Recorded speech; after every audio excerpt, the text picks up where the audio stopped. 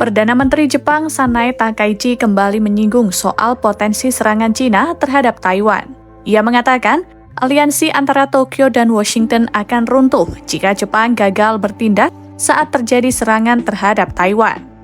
Ketika ditanya dalam acara TV pada Senin 26 Januari soal pernyataannya pada November lalu, Takaichi menjelaskan jika terjadi konflik, maka Jepang dan AS mungkin akan bersama-sama melakukan operasi evakuasi untuk menyelamatkan warganya dan warga AS.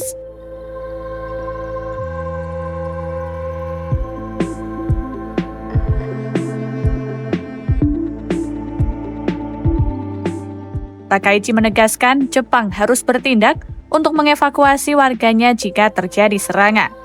Ia menambahkan, Jepang akan menanggapi sepenuhnya dalam batasan hukum dan membuat penilaian komprehensif berdasarkan keadaan yang ada.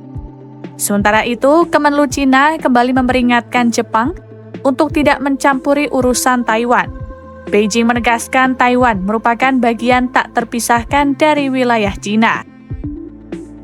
Sebelumnya, pada November 2025 lalu, Takaichi mengeluarkan pernyataan soal serangan militer Jepang apabila Cina menyerang Taiwan dan berdampak pada keselamatan warga Jepang.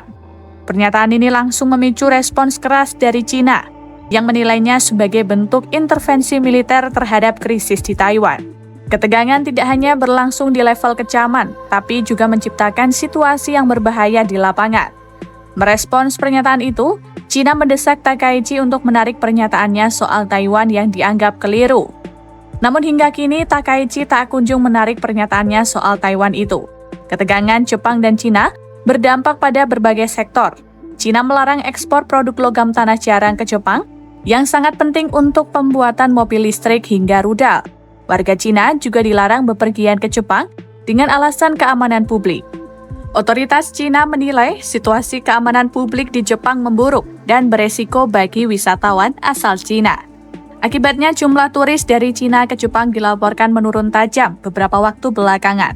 Penurunan jumlah pengunjung dari Cina secara tajam bisa mengurangi PDB Jepang sebesar 0,36%. Hal itu bisa terjadi lantaran pariwisata adalah salah satu industri yang paling diandalkan oleh Jepang. Apalagi Cina adalah sumber wisatawan terbesar bagi Jepang, baik dari jumlah pendatang maupun perputaran ekonominya. Sejak awal 2025 saja, Jepang menerima 7,5 juta pelancong asal Cina. Mereka membelanjakan 590 miliar yen atau setara 63 triliun rupiah pada kuartal ketiga dan menyumbang 28% dari total belanja wisatawan asing. Selain di sektor pariwisata, konflik antara Cina dan Jepang juga berdampak ke dunia pendidikan.